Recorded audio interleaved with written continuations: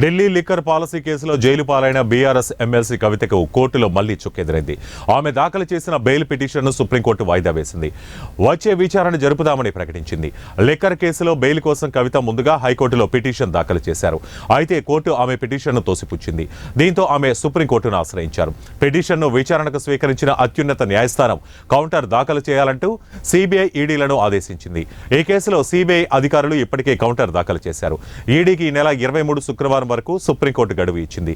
ఈ నేపథ్యంలోనే కవిత బెయిల్ పిటిషన్పై విచారణను ఈ నెల 27కు వాయిదా వేస్తున్నట్లు సుప్రీంకోర్టు పేర్కొంది.